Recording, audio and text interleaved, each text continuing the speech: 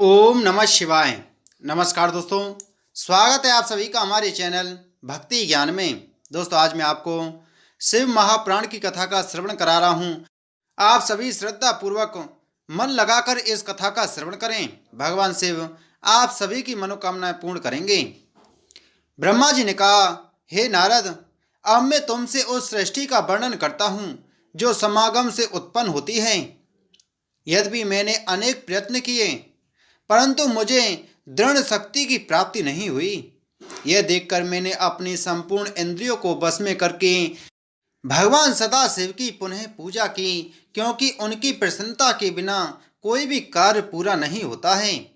शिव जी ने इस पूजा से प्रसन्न होकर पुनः दर्शन दिया। उस समय उनका शरीर अर्धांगिनी था, अर्थात उनके दाहिने ओर आधे भाग में तो सदाशिव का पुरुष शरीर था और बाईं ओर आधे भाग में महारानी जगदम्बा का स्त्री रूप था। आधे मस्तक पर जटाएं थीं और आधे मस्तक पर घुंघराले सुंदर केश थे। एक ओर ललाट पर त्रिपुंड बल लगा हुआ था और दूसरी ओर बिंदी चमक रही थी। एक ओर डमरू की ध्वनि थी और दूसरी ओर घुंघरू का मधुर स्वर। हे नारद, भगवान सदाशिव के इस अर्धांगिनी स्वरूप को देखकर मैं अत्यंत प्रसन्न हुआ और मैंने उन्हें दंडवत करते हुए प्रार्थना की, हे प्रभु, मेरे धन्य भाग हैं जो आपने कृपा कर मुझे अपने दर्शन दिए। मेरी स्तुति को सुनकर भगवान सदाशिव हंसते हुए बोले, हे ब्रह्मन, तुमने जिस मनोरथ की प्राप्ति के लिए इतना कष्ट भोगा है उसे हम जानते हैं। तुम्हारी अभिलाषा अधिक संतान उत्पन्न करने की है। इतना कहकर भगवान सदाशिव शक्ति से अलग हो गए। उस समय मैंने शक्ति की महिमा का वर्णन करते हुए कहा, हे महारानी, मैंने आपकी आज्ञा से सृष्टि उत्पन्न करने की चेष्टा की, परंतु वह अधिक नहीं बढ़ी। हे अम्बे, अब मैं कामदेव के आश्रय से सृष्टि उत्पन्न करना चाहता हूँ और आपसे यह वरदान मांगता हूँ कि मेरा मनोरथ पूर्ण हो। हे जगदम्बे, आप दक्ष की पुत्री के रूप में अवतार ग्रहण करें।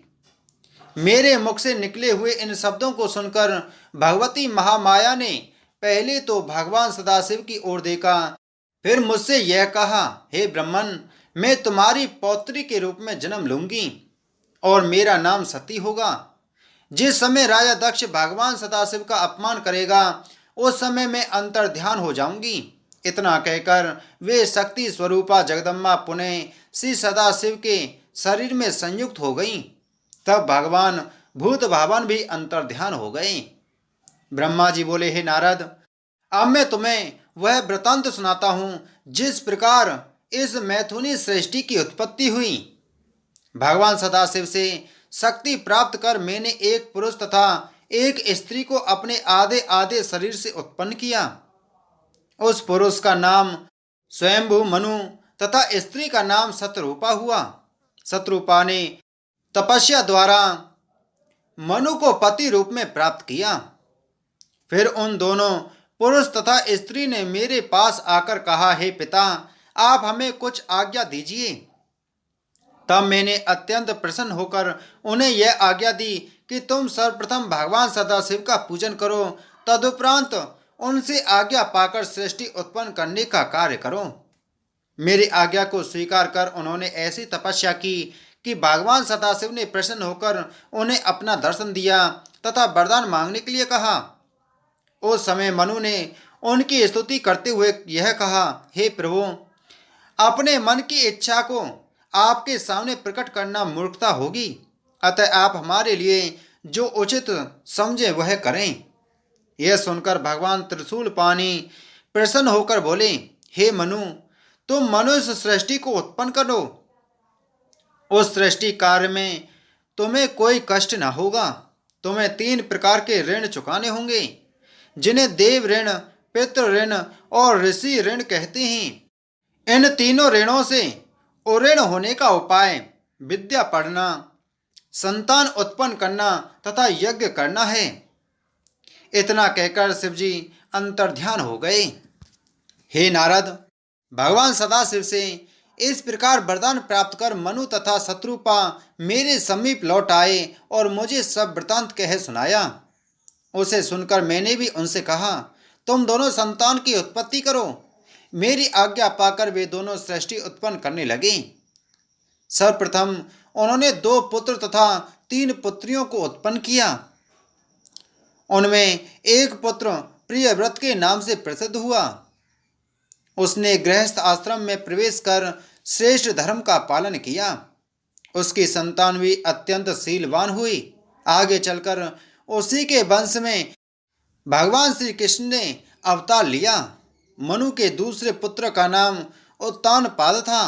उसके वंश में ध्रुव के समान योगी भक्त का जन्म हुआ। मनु की पहली पुत्री का नाम अनुमति था। उसका विवाह मेरे पुत्र रुचि नामक मुनि के साथ हुआ था। वह पुत्र मुझे अत्यंत प्रिय था। उसके द्वारा यज्ञ और दीक्षा नामक 2 संतानों की उत्पत्ति हुई। मनु की दूसरी पुत्री का नाम देवहूति था।